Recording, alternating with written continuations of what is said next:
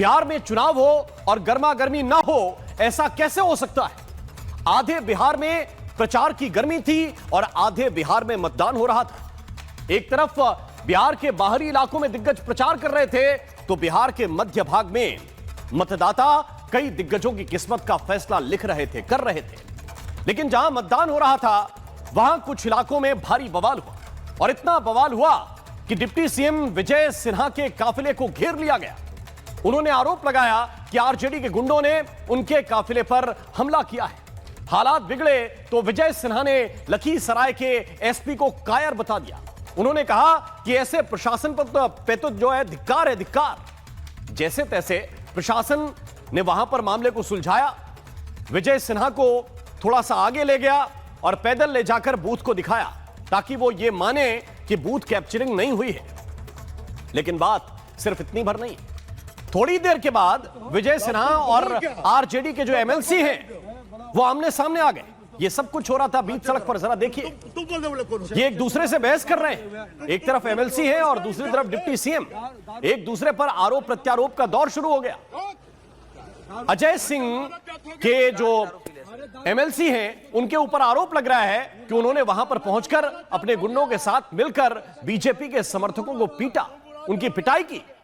मतलब सरकार के जो सबसे मजबूत स्तंभ हैं उनमें से एक हैं डिप्टी सीएम सिन्हा। वो खुलकर यह आरोप लगा रहे हैं कि प्रशासन जो इस वक्त चुनाव आयोग के अंडर में है वो ठीक से काम नहीं कर रहा। वो कह रहे हैं कि एसपी कायर है, इस प्रशासन पर धिक्कार है। दूसरी तरफ भी जरा देख लीजिए, क्योंकि वहां तो जैसे आरोपों की बाढ़ आ गई है। कहा गया कि कई बूथों पर बिजली की कटौती की गई। कहा गया कि मतदान की रफ्तार जानबूझकर धीमी की गई, जानबूझकर सब कुछ स्लो कर दिया गया।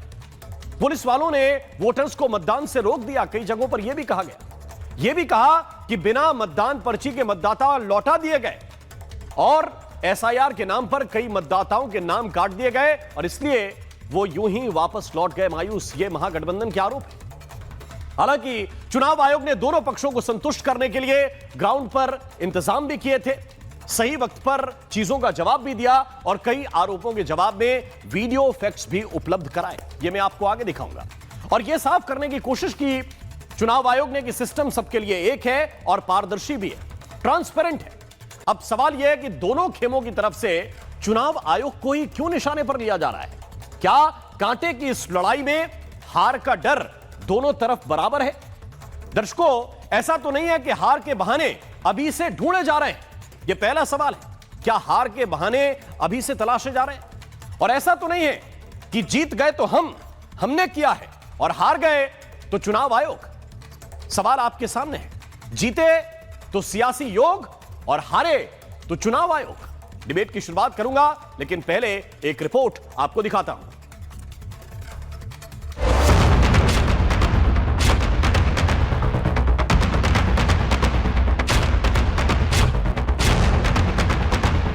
बीएलओ ने हमें पर्ची नहीं दिया था। अब अगर पर्ची नहीं दिया था तो मेरी गलती थोड़ी है। हमें बोला गया था डिजिटली डाउनलोड करके रख लीजिएगा। हम डिजिटली डाउनलोडेड है मेरे पास, और मेरा टिक भी हुआ है उसमें। बोल रहे आप पर्ची लेके नहीं आओगे आपको वोट नहीं देने देंगे।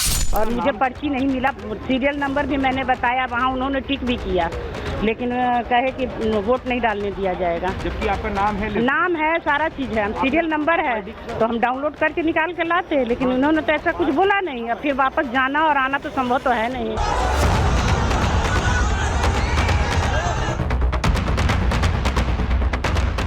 का एसपी इतना कायर कमजोर है, आके कहता कि शांतिपूर्ण मतदान हो रहा है। धिक्कार है इसे प्रशासन को। ये गुंडा राजद का है और सत्ता में आ रही एनडीए से छाती पर बुलडोजर चलेगा। ये गुंडा देख रहे हैं गांव घूमने नहीं देगा उम्मीदवार। विक्ट्री जीत रहे हैं। वो सब हम नहीं जानते। अरे वो सब अपने से करवाते हैं, वो सब अपने से करवाते हैं कि कैसू वोट बढ़े, कैसू अथी बढ़े। दो 3 बार तो हम जिता दिए तो सीएम बन गए। आप देखेंगे कि सीएम बनते हैं। सिस्टम तो तबाह और बर्बाद किया। कांग्रेस ने भी तबाह और बर्बाद किया और आरजेडी ने भी तबाह और बर्बाद किया। आरजेडी का मतलब ये है, आर का मतलब रंगदारी, गुंडागर्दी, दादागिरी, जे का मतलब है जंगल राज और डी का मतलब है डकैती। लोग भूले नहीं हैं, उन्होंने तो पूरी व्यवस्था ही समाप्त कर दी थी। समाजवाद नहीं, परिवारवाद।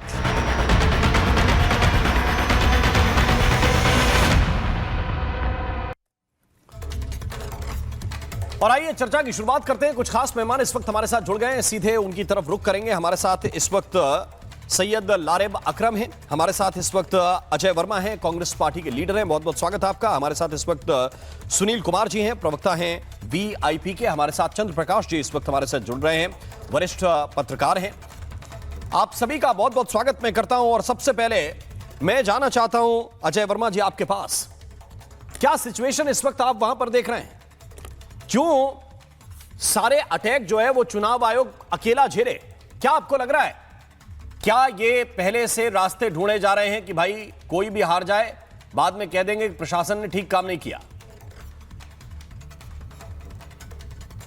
राम मोहन जी, आपको बहुत बहुत स्वागत, आभार आपका। रिपब्लिक ज्वाइन करा, मैं आपके साथ बहुत सारी धन्यवाद अन्य चैनलों पे भी कर चुका हूं। आप एक अच्छे हैं जी जी, और ये कोई गुरेज नहीं है। हम गलत को गलत कहते हैं, सही को सही कहते हैं। आप बिहार के परिप्रेक्ष्य में ही आ जाइए, इसीलिए मैं बात कर रहा हूँ कि अच्छे को अच्छा और गलत को गलत कहते हैं।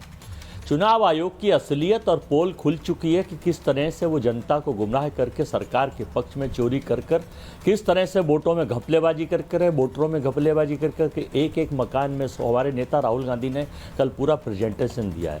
अरे हमने शिकायत करी है भाई, भाजपा के नेता क्यों प्रवक्ता बन रहे हैं? आयोग तोते की गर्दन में जान अटकी हुई है सरकार की, इसलिए भाजपा के नेता प्रवक्ता और कुछ पापा की परी और परिये वो भी प्रवक्ता बन रहे हैं बीजेपी के जो चुनाव आयोग के।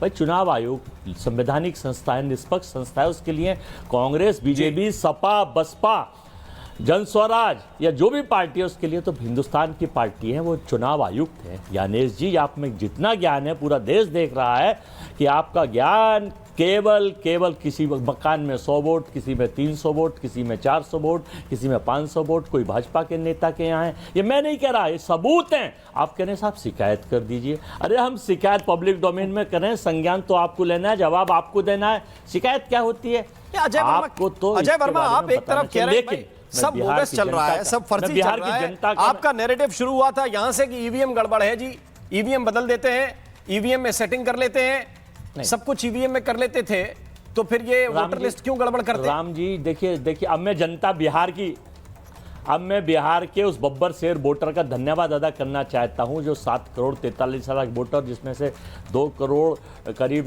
50% आबादी महिलाओं के, कि जिसने आज ये 60% बम्पर वोटिंग किया, सरकार को कुचलने का और बदलने का काम इस वोट बम्पर वोटिंग के थ्रू किया है। ये वैज्ञानिक बता रहे हैं, जो बोर्ड के वैज्ञानिक हैं वहाँ के, जो वहाँ के पत्रकार हैं निष्पक्ष, वहाँ के पॉडकास्ट चैनल बता रहे हैं, और बिहार का आम आदमी, आम वोटर जो लुटा पिटा था वो बता रहा है। मैं धन्यवाद दे रहा हूँ उस बिहार की जनता को। और अब मैं बताना चाहता हूँ, अभी डिप्टी सीएम साहब बड़े सम्मानीय हैं।